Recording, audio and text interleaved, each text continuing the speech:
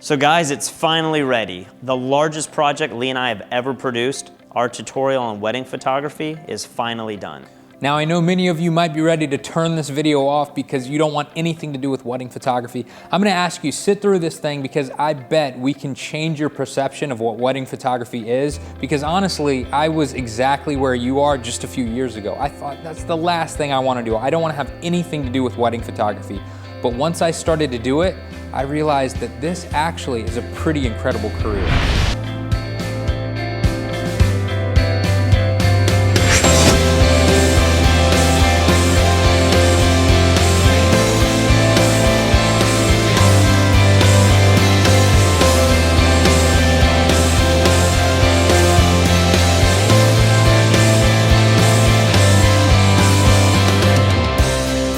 When I first moved here to Charleston, South Carolina, I was trying to get into dental school and I needed to work at a job for a year to get residency to apply at the school. And I started working at a camera shop. I just pretty much picked a random retail job. And I met Lee Morris there. I think he was just working there for fun. He was very part-time, but he was already an established wedding photographer. And so we became good friends, and he said, you know what, I think you should come assist me, mainly because we were friends and we got along. And I was really hesitant. I said, man, I don't know anything about photography. I don't own a DSLR camera. I just know the bare minimum to sell these people cameras at the store. And finally, reluctantly, I said, let me go to one of these weddings and I'll see what it's all about. And what's so shocking to me looking back is that first wedding completely changed my life. His tone pretty quickly changed. He all of a sudden went from somebody who was not interested in photography and definitely not interested in wedding photography to deciding that maybe he wanted to do this as a career. As I started to see the success I was having with weddings that first year, I started to really evaluate becoming a dentist. The whole thought process I had for years was, I will go to dental school, I'll take over my dad's career, and I'll do dentistry the rest of my life. But when I realized that I had already become a full-time professional wedding photographer, I started to think, man, the freedom that this job allows me to have is probably exactly what I've been looking for my whole life, and this is what I'm gonna pursue. When I took the first natural light shot, I could tell that there just wasn't any dramatic light to really make this photograph look the way that I envisioned it in my mind. So I set the ambient light really low, and you can see that test shot here. And then I had Lauren, again with the same softbox on a stick setup. She just popped a little bit of light as the key light from the front, and you can see that photograph here. And then looking at the length of this building, I really thought, man, if I could put one more light just backlighting the side brick here, it would really make this image come together. So I had Nick go out a little bit further down the road and backlight the entire wall with the Einstein.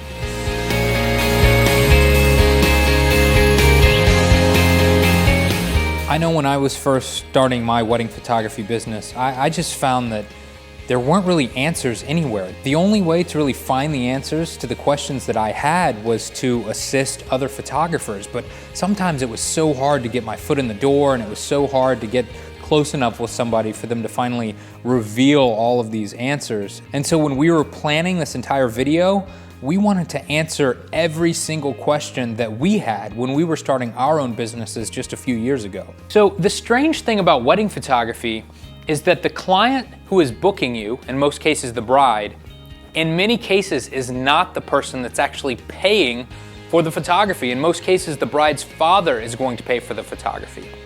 So that's really important to think about when you're meeting with somebody and they're talking about your prices and you have to say, yes, I want 5, I want 10, I want $15,000 to shoot your wedding. How are you gonna say that with confidence and feel like, yes, I deserve $15,000 for that one day of shooting? Well, keep in mind, if that bride actually has $15,000 to spend on a wedding photographer, she's going to spend it. So you've got to keep that in mind with your photography. Just because you're cheaper than the next guy, that's actually going to be a deterrent for you. You will lose jobs because you're too cheap more than you will lose jobs because you're too expensive. What commercial wedding photographers are doing at this day and age is pretty incredible. I mean, they're taking commercial and advertising photography techniques like lighting or post-production, and they are putting that into their own wedding photography. That's where the term commercial wedding photography comes from. And there is some incredible work out there. And so our goal for this entire tutorial was to teach you that style of wedding photography.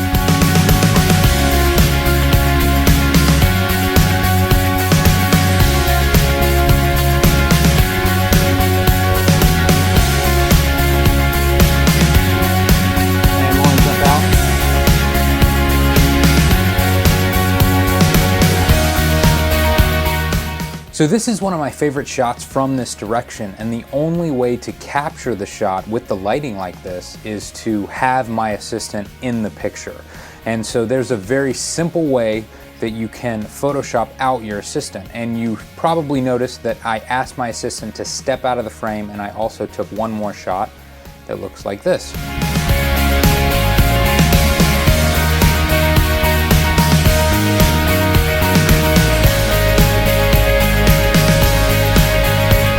If you've never shot a wedding before, we wanted to make sure that we covered everything that goes into wedding photography. So we've gone through the entire day. We've shown you how to take getting ready photos. We've shown you how to take pictures at the ceremony and how to get group shots together so that you can do those really quickly. We've also gone through the reception and showed you 4 different ways that we like to light receptions so that no matter what type of scenario you're faced with, you're gonna be prepared for that. We also show you our specific way of shooting a lot of details like the rings and the cakes. So pretty much after watching this, you're gonna know everything that you need to know to shoot a great solid wedding. I actually use a macro 60mm lens so that I can get really close and do true macro shots with these. And basically, you can use anything that you find around the reception to place the rings on, but one shot I always go to that's quick and easy and I know is gonna work is putting the rings inside the bride's bouquet of flowers. The funny thing is that over the last 3 years, we've made a lot of videos. We've filmed Peter Hurley in the headshots. We've done Bon Jovi's photographer. We've done snowboard photography. We've done car photography. We've been focusing on so many other genres of photography, and we haven't done a single thing with weddings, and that's what we specialize in. And so this entire time, we've been telling ourselves, we've got to keep going, we got to keep working on this. We have got to release something on weddings because this is what we actually do. So we just finished up shooting this wedding, and one common shot that you're gonna shoot a lot is the sparkler departure shot. And I'm doing something pretty much for every single sparkler shot that's the exact same setup. I'm using a bare bulb flash. This is the only time that I direct flash, but I'm gelling it red, and then I am white balancing for this. And then I'm also taking an SB800, putting it on a light stand connected to a Pocket Wizard, and setting it at 1/16th power and putting it behind them. So as they're walking, the flash in the background is also firing, and because I'm white balanced for this red light, the flash in the back looks blue. Since the beginning of Fstoppers.com, the #1 most requested behind the scenes video that we get every single week is, Lee, will you please show us how you make your wedding photo booth? Because I've created a very successful and unique photo booth that I set up at most of my weddings, and people have been asking for years for me to release some sort of video where I give all of that away, and this is that video. I'm finally going to show you exactly how I set it up and every piece of gear that goes into making it. Now for my photo booth, if you're hiring me as your wedding photographer, I charge you $900 to set it up. So you can imagine if you're shooting 30 weddings a year and you have the photo booth for every single wedding, you're almost making an additional $30,000 just because you have something like this to offer. There's a saying amongst photographers that goes something like, the hardest part about shooting a job is booking a job. And we've done everything that we can to show you how to get these clients, how to find people online, how to find people in your local area, how to attract brides that are needing photographers. And I know when I first started out, that was the biggest question I had. How in the world do I take my portfolio, put it online, and actually get a paying client? Age. I don't think anybody is going to really get married at age 13. I'm going to start this at 18 to no max. Gender, men and women. This is the most important part though. Show advanced targeting options. We don't really care about their interest. All we care about is that they are engaged. So I don't want any of that, only engaged. Now, we didn't want this video to be all about me or all about Patrick. We know that we run our businesses a very specific way, and maybe our market is very different than yours. And so we wanted to go a step further, and we wanted to interview other very successful wedding photographers in completely different areas to see how they run their businesses. I flew out to California and I sat down with Pi Jerza of Lynn & Jerza Weddings. He also owns SLR Lounge and Undefined Bags. So he does a little bit of everything, and he has something like 10 or 15 employees. He's shooting 150 weddings a year. So we just wanted to give you a glimpse of what it's like to run a photography business of that size and manage that many employees. So how did you decide, first of all, we need to buy a studio? John, our mentor, he had a really good line that he once told me about that. And he basically said, He's like, when you guys are thinking about getting a studio, he's like, think about it. When you absolutely have to move out into a studio, wait another year. I also flew up to New Jersey and interviewed Cliff Mountner. He's been rated one of the top 10 wedding photographers in the world. His pictures are absolutely incredible, and his style is so completely different than anything I do or anything Patrick does. I'm going to drop my exposure value about 2 stops under the ambient light reading or so, and use my off-camera manual speed light to give me a proper exposure on my faces. Now, here's a little key element for those watching. Sometimes if we have some harsh overhead lights, we need to drop the ambient light level a little bit more than that. Sometimes we can still get some bags under the eyes. That all has to do with the fact that our ambient light is too close to our camera settings.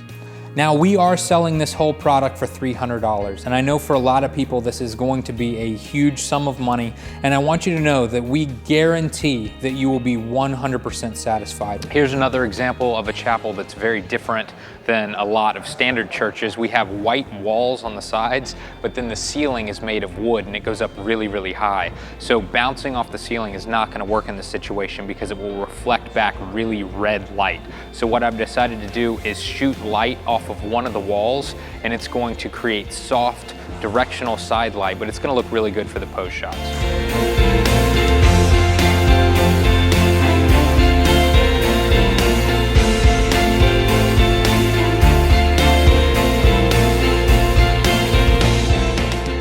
I know it took Lee years and years to get to the point where he was a full-time professional, and it only took me 1 year. I was literally making enough money to sustain myself in 1 year, and I had knew nothing previously about photography. And I think what I can attribute that to is the fact that he was so open about his business, and he was able to answer any questions that I had. And so that put me years ahead of anybody else that was just starting their own business. What we want to do in this DVD is give you that 3-year jump start. We want to show you how to take great pictures. We want to show you all the things that you need to know about wedding photography, but we're also showing you all the things about starting your own business. We have our own personal CPA sit down for 90 minutes. I know so many CPAs that charge $300 an hour for their own time, and we've included 90 minutes of our own CPA in this DVD, so I think it's worth the price of that just for the business advice. Sales and use tax are combined on the return that is filed, and the return is filed every month. So you apply for this retail license, pay $50 in the state of South Carolina, you get this license, and in the state of South Carolina, this obligates you every month to file a sales and use tax return. It's due on the 20th of the month. So let's say you took 3 months off, you had a family emergency, you did nothing. You bought nothing, you received no money, you booked no weddings. You still are obligated to file a sales and use tax return on the 20th of the month. If you're one of those people that loves your current job, but you would also like to become some sort of part-time photographer, wedding photography is perfect for that because most people have to work Monday through Friday, and most weddings take place on Saturday or Sunday. And I have so many friends that really enjoy their current job. Maybe they're lawyers or doctors, and that's what they want to do with their lives, but at the same time they love photography. And so on the weekends, when they feel like it, they take weddings and they shoot weddings, and they love shooting weddings. A lot of these detail shots that we're going to talk about throughout this DVD, we really approach them like a product shot, or even like you're lighting a person. And so when I talk about a light being on camera bouncing into the ceiling, you might think of that as your key light, or maybe as a fill light, and then your off-camera light really becomes the kicker or rim light. So this just adds a lot of dimension to your photographs, and it's really going to help separate your images from the other photographers who are just going to direct flash or perhaps bounce a light into the ceiling. So we've decided to make this entire tutorial a digital download, and we've done that for a couple of reasons. First of all, we wanted to release it in HD, and we know a lot of people still don't have Blu-ray players, or maybe you have a Blu-ray player but you don't want to be forced to watch it on your TV. So we wanted to make this as simple as we possibly could. So you can buy this thing, you can instantly start downloading it, and hopefully you'll be able to start watching it within about 20 minutes. So once you've downloaded these files, you can do whatever you want with them. You can copy them and put them on an iPad or an iPhone, or maybe you want to burn them to a DVD or a Blu-ray player. I know what I like to do. I like to put them on my iPad and then use my Apple TV to watch things on my TV when I'm in the living room, and then maybe I'm in bed and I want to watch it back on my iPad. I think that's the most convenient. So we didn't want to lock you down by forcing you to have some sort of proprietary Blu-ray. It's a digital download, and you can do whatever you want with those files. I remember being very scared that Fstoppers would never take off, that we would be a year down the road and it would never have any success, we would have no readers. And it's really exciting that it's grown as big as it is, but it's also so exciting to think that we haven't even shared the main reason why we created the website. Lee and I haven't even talked about wedding photography, and that's been the whole reason for starting Fstoppers in general. I hope you guys enjoy this. I hope you find value in this, and I guarantee if you watch this, it's definitely going to change your perception of wedding photography.